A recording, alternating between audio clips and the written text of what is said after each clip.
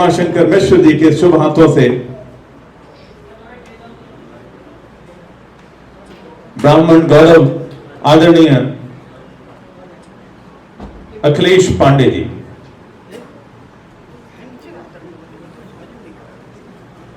मित्रों, आज ये ब्राह्मण एकता मंच के तत्वधान में हम उपस्थित हुए हैं और थोड़ी मेरे गले में प्रॉब्लम हो गई 2-3 दिनों से, तो बोलने को कुछ खास रहा नहीं, क्योंकि हमारे पहले जितने भी पूर्व के वक्ताओं ने जो अपनी बातें रखी वो बहुत ज्ञानवर्धक थी, हमारे समाज के लायक थी। मैं आज इस मंच के माध्यम से बहुत बहुत धन्यवाद देना चाहता हूं और अभिनंदन करना चाहता हूं आदरणीय शंभुनाथ मिश्र जी को, जिन्होंने हम सबको यहां पर इकट्ठा करने का काम किया है। और मेरे जैसे प्राणी, मैं अपना गलती स्वीकार करता हूं कि इन्होंने पिछले 2 सालों से प्रयास किया कि मैं आऊं और अपने परिवार के बीच आकर मिलूं और लोगों को समझूं, परखूं। और मैं विभिन्न कारणों से, क्योंकि मैं एक शहर में रह नहीं पाता हूं, मैं नहीं उपस्थित हो पा रहा था। ऐसे मनीषी है शंभुनाथ मिश्र जी, इनके पुत्र भी हमारे घर पर आए धनंजय मिश्र जी, इनको भी मैं धन्यवाद देता हूं। और उन सब लोगों को मैं धन्यवाद देता हूं जिन्होंने ब्राह्मण एकता मंच, थोड़ी गले में खराश है, बीच बीच में आवाज जाएगी तो इसके लिए माफी चाहता हूं। ब्राह्मण एकता मंच को बनाने में और ब्राह्मणों को इकट्ठा करने में और इस मुंबई जैसे महानगर में समस्त ब्राह्मणों को एक छत के नीचे लाकर, लोग कहते हैं ब्राह्मण एक साथ खड़े नहीं होते, क्योंकि शेर की कोई सभा नहीं होती, उस तरह ब्राह्मणों का कोई फौज नहीं होता।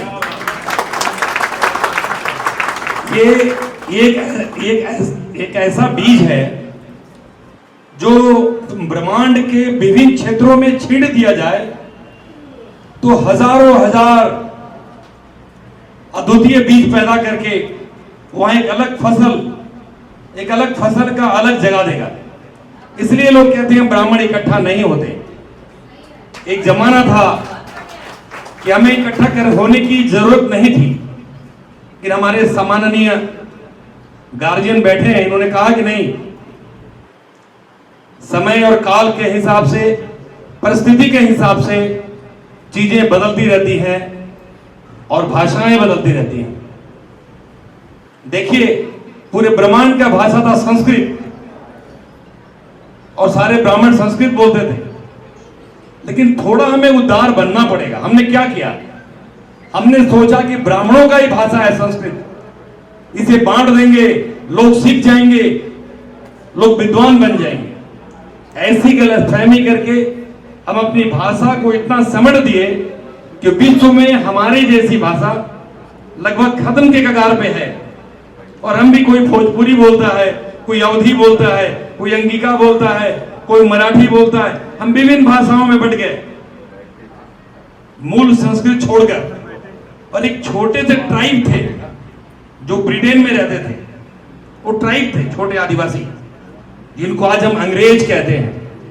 और अंग्रेजी बोलना हमारा सम्मान लगता है।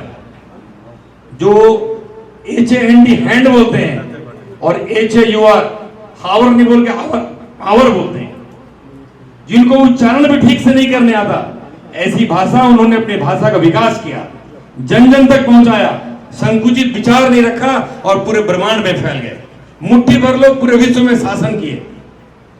तो इससे हमें शिक्षा लेने की जरूरत है। मैं ज्यादा नहीं बोल रहा हूं, माफी चाहता हूं। संस्कृत को हमने छोटा बनाकर खत्म किया।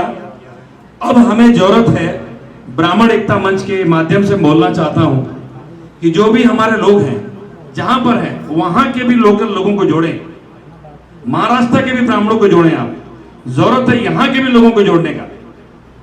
यहाँ जो हम लोग बैठे हैं, मैक्सिमम पांडे, त्रिपाठी, तिवारी, दुबे, चौबे, छब्बे, मतलब हम लोग ही यूपी, बिहार, झारखंड, मध्य प्रदेश वाले लोग हैं।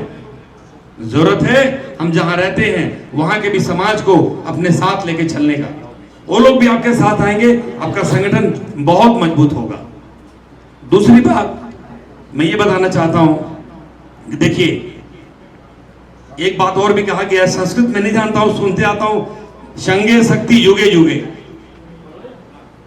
हम जहां पर हैं, जिस जगह पे हैं, चाहे हम प्रधानमंत्री कार्यालय में हैं या एक चपरासी हैं, हमें हमेशा दिमाग में रखना चाहिए कि हमारा एक गरीब भाई जिस समाज से हम आते हैं, मुझे ये कहने में जरा भी दुख नहीं होगा कि लगभग जितने भी ब्राह्मण हैं 95% लोग आज या 3 पीढ़ी पहले या 5 पीढ़ी पहले पूजा पाठ वाले या छोटे किसान ऐसे ही परिवार से आते होंगे और वहां से ही अपना स्थान बनाया होगा। तो हमारा जो बैकग्राउंड है विद्वता का रहा है, हम जन्म से ही विद्वान होते हैं। कोई शिक्षा उच्च प्राप्त कर ले और कोई नहीं भी करे तो भी उनके अंदर विद्या की विभूति होती है, लेकिन हम आर्थिक रूप से बहुत पिछड़े हैं। आज भी हमारा समाज आर्थिक रूप से बहुत ही पिछड़ा है।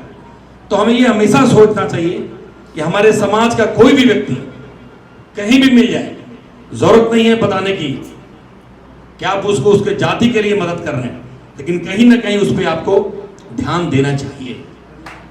इसी से आपका समाज आगे बढ़ेगा। मैं भी, हमारा झारखंड में जहां से प्रेम प्रकाश पांडे जी आते हैं, बहुत ही अच्छे वक्ता है। हमारा नाम इन्होंने इतना बार लिया कि मुझे भी खराब लगने लगा। हमारा वहां स्टील प्लांट है। लोग हमसे कहते हैं, बहुत बड़ा, मतलब लगभग 0.5 मिलियन टन का स्टील प्लांट मैं चलाता हूं और पहला मैं ब्राह्मण देश का प्रथम पावर प्रोड्यूसर हूं। हमारी फैमिली पहली पावर प्रोड्यूसर है। लोग कहते हैं आपके प्लांट में इतने सारे मुखर्जी, बनर्जी, बंगाल बॉर्डर एरिया है, चटर्जी, ये पांडे, दुबे, चौबे, छब्बे, इतने लोग रहते हैं। आखिर ये गार्ड से लेकर ड्राइवर तक, यहां तक कि खाना बनाने वाला कुक भी आप महाराज राजस्थान का रखे हैं, शर्मा जी को। ऐसा क्यों? हमने कहा नहीं, ऐसा नहीं है। लोग ये सोच के आते हैं कि ये पांडे जी का प्लांट है, तो लोग जानबूझ के जो टाइटल नहीं भी रखता वो लिख के देता है और हम उसके काबिलियत पे उसको परखते हैं। थोड़ा हम इसलिए उनके तरफ हाथ बढ़ा देते हैं कि इनको मदद कौन करेगा। हमारे पास आरक्षण नहीं है, हमारे पास रिजर्वेशन नहीं है, हमारे पास नौकरी नहीं है, कौन मदद करेगा। लेकिन काम लेने में हम लोग कोई कोताही नहीं करते हैं। या विशाल भगत आए हमारे यहाँ काम करते हैं, ये भी कहते हैं भैया ऑफिस में खाली पांडे, दुबे, चौबे, छब्बे आप ज्यादा रखते हैं। हमने कहा जान के नहीं रखते हैं लोग, इसलिए अपना पेपर भेजते हैं। हम इंफ्रा में काम करते हैं, तमिलनाडु, बॉम्बे, ये आपको पुणे से लेकर सतारा तक 6 लेन रोड हम लोगों ने बनाया है। तमिलनाडु भी हम लोग काम कर रहे हैं, यूपी, बिहार, मध्य प्रदेश, तमिलनाडु, उड़ीसा, ऐसे बहुत से राज्यों में हम इंफ्रा काम करते हैं, हमारी कंपनी। लेकिन कोशिश होती है हमारा प्रोजेक्ट हेड जो है वो कोई अपना रहे, ताकि उसको दर्द रहे कि हमारा जो बॉस है, हम लोगों की कंपनी। पहले मॉडल, एक्टर और एक बहुत बड़े बिजनेसमैन, आज यहाँ पे आपको ब्राह्मण गौरव से सम्मान किया गया है, क्या कुछ कहना चाहेंगे? देखिए, मैं समझता हूँ ये गौरव मेरा नहीं, समाज का गौरव है और समाज ने मुझे ये गौरव देकर मुझे सम्मानित किया है। इसके लिए मैं अपने समाज को बहुत बहुत तहे दिल से साधुवाद देता हूँ, धन्यवाद देता हूँ। सर, जैसा मुझे पता है शुरुआती जीवन में आप आए, छोटी सी नौकरी किए, बहुत स्ट्रगल किए, मॉडलिंग किए, इसके बाद धीरे धीरे बहुत बड़े मुकाम पे फिल्म इंडस्ट्री में भी आपने कदम रखा और पहुँचे। तो थोड़ा सा अपने संघर्ष की कहानी शेयर करना चाहेंगे? सर, कोई संघर्ष नहीं है, ये हर व्यक्ति के जीवन में एक मतलब एक गाथा है, एक सफ़र है। इस तरह बच्चा पैदा होता है, बड़ा होता है, जवान होता है, फिर अधेड़ होता है, बुजुर्ग होता है और अपने धाम को चले जाता है। उसी तरह ये पूरा जीवन का जो एक संघर्ष है मानोगा। मैं मुंबई आया, बचपन से ही था कि मैं कोई फिल्म इंडस्ट्री में जाऊंगा, लेकिन मेरा एक ही मकसद था, मैं स्वरोजगार करूंगा, लोगों को काम दूंगा, समाज में एक मुकाम बनाऊंगा। यही सोच के मैं बॉम्बे में मॉडलिंग की दुनिया में कदम रखा और मेरा सिलेक्शन हो गया। सिलेक्शन के माध्यम से आया, लेकिन संघर्ष उस ज़माने में बहुत बड़ी हुआ करती थी। रात भर मैं नौकरी करता था, सिक्योरिटी में नौकरी करता था, सुपरवाइजरी करता था गार्ड कंपनी में, और दिन में मैं संघर्ष करके शाम को रैंप वॉक करता था, मॉडलिंग करता था। ऐसे करके मैंने संघर्ष स्टार्ट किए और मॉडलिंग में काफ़ी मैंने नाम कमाया, बहुत सारे बड़े बड़े ब्रांड एम्बेसडर बना। लेकिन मेरा हमेशा दिमाग जो है वो व्यापार की तरफ था कि इसका एक अंत है, इसका एक टाइम है। कुछ हमारे मित्रों ने मुझे फिल्म के लिए प्रेरित किया कि मैं फिल्म करूं, कुछ बड़े बैनर करे मैंने as a hero, as a अभिनेता मैंने फिल्म भी की। हमारी फिल्में अच्छी चली भी, उसमें एक मील का पत्थर साबित हुई मेरी मूवी थी प्रिया गिल के साथ, पिया तो से नैना लागे। ये बहुत नाम कमाई, मॉरिशस में 3 साल चली, घाना, वियतनाम, पंजाब और कई देशों में चली, नेपाल में चली। अंत में मैं अपने पड़ाव की तरफ आगे बढ़ गया और व्यापार में लग गया, तो भोजपुरी सम्राट का अवार्ड मिल गया। मुझे लगा इसके आगे अब जहाँ और नहीं है, इसको यहीं एंड करना चाहिए। अभी भी एक कलाकार हूँ, अंत कलम में अंत जो हमारा है वो एक कलाकार का ही है। मेरा बेटा आदित्य है, मैं चाहता हूँ ये भी कला के क्षेत्र में कुछ करे और मैं व्यवसाय को अपनाया और व्यवसाय में आगे बढ़ते हुए आप सबों की, समाज की नित्य प्रतिदिन सेवा कर रहा हूँ। सर, उद्योग की बात करें, आप शिखर पे हैं, शून्य से शिखर तक आपने सफर तय किया है, आज शिखर पे हैं और कहीं न कहीं लोगों के लिए मिसाल बन गए हैं, लोगों के लिए एक कहावत बन गए हैं कि हाँ अखिलेश पांडे जी। थोड़ा सा आपकी जो कंपनी है जो सड़कों का निर्माण करती है उसके बारे में क्या जानते हैं? सर, अल्ट्रा शक्ति के नाम से हम स्टील बनाते हैं और बनाते हैं, बिजली पैदा करते हैं और ट्यूब बनाते हैं, पाइप बनाते हैं, सरिया बनाते हैं और उस सरिया को लगा के हम रोड बनाते हैं। राज केसरी प्रोजेक्ट्स लिमिटेड और कौशल इंजीनियरिंग लिमिटेड, ये 2 हमारी कंपनियां हैं जो देश की अग्रणी कंपनी रिलायंस इंफ्रा के साथ, गैरेंट डंजरली के साथ सड़क का निर्माण कर रही है और पूरे देश में हम सड़क बना रहे हैं। तमिलनाडु, महाराष्ट्र, बिहार, झारखंड, उड़ीसा, ऐसे और कई राज्यों में हम सड़क बना रहे हैं और लगे हुए हैं देश के में कंधा मिलाकर इंफ्रा डेवलपमेंट का काम, रोजगार देने के काम में लगे हुए हैं। सर, युवाओं के लिए क्या संदेश रहेगा जो कहीं न कहीं नौकरी? मैं आज फिर से कहना चाहता हूँ युवाओं को, किसी भी समाज के युवा है, आज तो ब्राह्मण विचार मंच का बैठक था, ब्राह्मण एकता मंच का। ब्राह्मण इसलिए क्योंकि ब्राह्मण एक विचार है और ब्राह्मण जगेगा तो समाज जगेगा, समाज जगेगा तो राष्ट्र जगेगा और राष्ट्र जगेगा वे भारत तो विश्व जगेगा। हमेशा ब्राह्मणों ने अपना नहीं, समाज के उत्थान के लिए काम किया है, सारे वर्गों के लिए काम किया है।